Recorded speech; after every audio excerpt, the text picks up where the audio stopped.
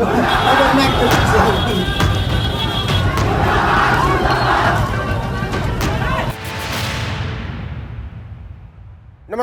आदाब, सत श्री अकाल, जय भीम, जोहार। मेरा नाम है नवीन कुमार। नेपाल में जारी उठापटक के बीच एक सवाल जो हर जुबान पर है वो ये कि क्या इन सब के पीछे बालेन शाह है या फिर क्या बालेन शाह नेपाल के अंतरिम प्रधानमंत्री बनने जा रहे हैं। और इसके साथ ही यह संशय भी कि क्या केवल 28 साल के बालेन शाह इतनी बड़ी जिम्मेदारी संभाल भी सकते हैं।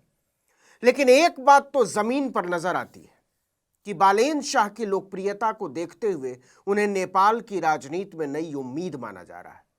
तो बालेन शाह हैं कौन और उनकी लोकप्रियता का राज क्या है? तो आप उन्हें नेपाल का अरविंद केजरीवाल भी कह सकते हैं।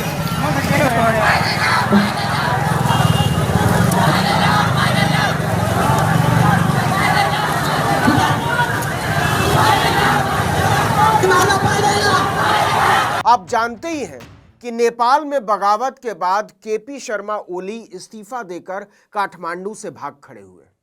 ओली के इस्तीफे के बाद एक नाम की चर्चा खूब हो रही है और वो नाम है बालेंद्र शाह का। उन्हें जनता प्यार से बालेन शाह के नाम से पुकारती है। ओली सरकार के सत्ता से बाहर होने के बाद नेपाल की युवा पीढ़ी बालेन शाह को नेता बनाने की मांग कर रही है। बालेन शाह न सिर्फ काठमांडू में बल्कि पूरे नेपाल में मशहूर है और युवा पीढ़ी उनकी जबरदस्त समर्थक है। दरअसल बालेन शाह काठमांडू के 15वें मेयर हैं, लेकिन मेयर बनने से पहले वो सिविल इंजीनियर और एक रैपर हुआ करते थे। साल 2022 में उन्होंने केवल 25 साल की उम्र में काठमांडू के मेयर के लिए निर्दलीय उम्मीदवार के तौर पर पर्चा भरा और मेयर चुनाव जीतकर इतिहास रच दिया। चुनाव जीतने के बाद उन्होंने आम नेताओं से एकदम अलग शैली में काम करना शुरू किया। उन्होंने भ्रष्ट अधिकारियों पर लगाम कसनी शुरू की, अवैध धंधों को बंद करना शुरू किया, बिल्डरों पर लगाम कसी और इन सब से ज्यादा अपने घर के दरवाजे जनता के लिए 24 घंटे खोल दिए। इसने उन्हें काठमांडू ही नहीं पूरे नेपाल में लोकप्रिय बना दिया। बेदाग छवि और भ्रष्टाचार के खिलाफ सख्त रुख के चलते बालेन शाह लोगों के बीच खासकर युवा पीढ़ी में हर दिन और लोकप्रिय होते चले गए। अपने समर्थकों से जुड़ने के लिए उन्होंने पारंपरिक मीडिया की बजाय सोशल मीडिया का रुख किया और अपनी हर बैठक को लाइव करना शुरू कर दिया। इससे युवा पीढ़ी तेजी से उनके साथ जुड़ती चली गई। 8 सितंबर के आंदोलन को बालेन का पहले दिन से समर्थन था। 8 तारीख को नई उम्र के लड़के और लड़कियां सड़क पर उतरे। इसके एक दिन पहले ही बालेन शाह ने 7 सितंबर को फेसबुक पर एक पोस्ट की। उसमें लिखा था, कल की रैली स्पष्ट रूप से जनरेशन जी की है।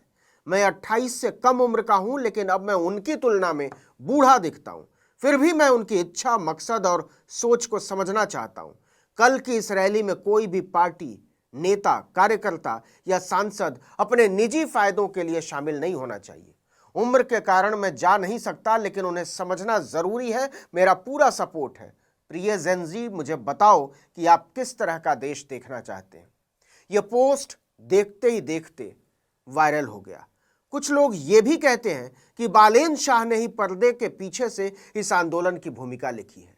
तो क्या बालेन शाह के पास इतनी राजनीतिक क्षमता और दूरदर्शिता है? इसे ऐसे समझिए कि साल 2023 में टाइम मैगजीन ने बालेन शाह को दुनिया के टॉप 100 उभरते नेताओं की सूची में शामिल किया था।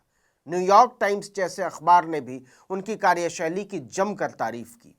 नेपाल में जेनजी आंदोलन जब शुरू हुआ तो उन्होंने खास तौर पर राजनीतिक दलों और नेताओं से आंदोलन का दुरुपयोग न करने की अपील की।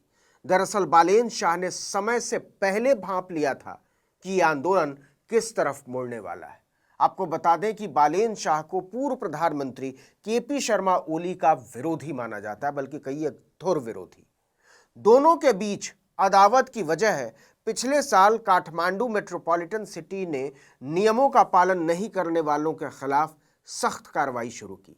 बालेन शाह ने कहा कि राजधानी में रहने वाले सभी नागरिकों को समान रूप से शहर के नियमों का पालन करना होगा, जैसे साफ सफाई, पार्किंग, बिजली पानी का इस्तेमाल, सार्वजनिक स्थानों पर व्यवहार वगैरह वगैरह।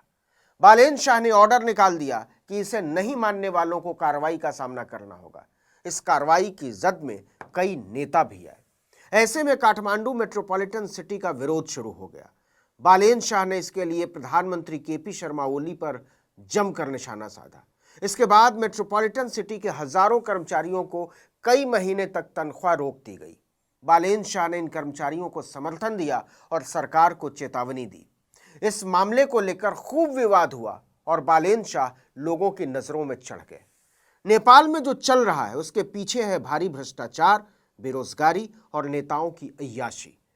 नेपाली जनता मानती है कि इसके लिए नेपाल पर बरसों से शासन करने वाले नेता और राजनीतिक दल जिम्मेदार हैं। लेकिन बालेन शाह किसी भी पार्टी से जुड़े हुए नहीं हैं और ये बात उनके पक्ष में जाती है। सोशल मीडिया पर बालेन शाह से देश का नेतृत्व करने की लगातार अपीलें की जा रही है। खासकर फेसबुक पर बालेंद्र शाह के समर्थन में पोस्ट की भरमार है, जिनमें नेपाली नौजवान बालेंद्र शाह से नई राजनीतिक पार्टी बनाकर देश को नई दिशा देने की गुहार लगा रहे हैं। ओली के काठमांडू छोड़कर भागने के बाद बालेन शाह ने फेसबुक पर 2 पोस्ट लिखे। पहली पोस्ट में लिखा, हमने तो साफ कहा था ये जेनजी का आंदोलन है। प्रिय जेनजी, आपके हत्यारे ने इस्तीफा दे दिया है। अब संयम रखें। देश के पैसे का नुकसान आपका और हमारी संपत्ति का नुकसान है। आप और हमें अब संयम रखने की जरूरत है। अब आपकी पीढ़ी को देश का नेतृत्व करना होगा। तैयार रहो। सेना प्रमुख से चर्चा के लिए भी तैयार रहे, लेकिन याद रहे चर्चा करने से पहले संसद भंग हो चुकी होगी। और दूसरी पोस्ट थी, प्रिय जेनजी, देश आपके हाथ में है। आप लोग इसे खुद बनाएंगे। अब नुकसान चाहे जितना भी हो चुका हो, आप हमारे ही रहेंगे। अब घर वापस जाओ। इससे साफ पता चलता है कि बालेन शाह न केवल इस आंदोलन के पीछे खड़े हैं, बल्कि इसका सबसे बड़ा राजनीतिक फायदा भी उन्हें ही मिलने वाला है। उन्होंने आगे बढ़कर खुद कहा है कि हम सेना से चर्चा करके आगे का फैसला करेंगे और नई सत्ता का रास्ता तैयार करेंगे। देखना होगा कि नेपाल के लोग बालेन शाह में रोपी गई उम्मीद को आगे कैसे ले जाते हैं और खुद बालेन शाह मुफ्त में हाथ आए इस मौके को अपनी राजनीतिक महत्वाकांक्षाओं के लिए कैसे भुनाते हैं।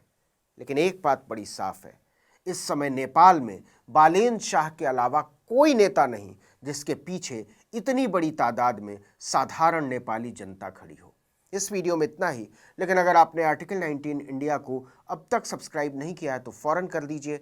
बेल आइकॉन दबाइए, घंटी जैसी आकृति, लाइक कीजिए और कमेंट करके बताइए हमारा वीडियो आपको कैसा लगा। हमारा ट्विटर हैंडल है article19_India और मेरा ट्विटर हैंडल नवीन जर्नलिस्ट। नमस्कार।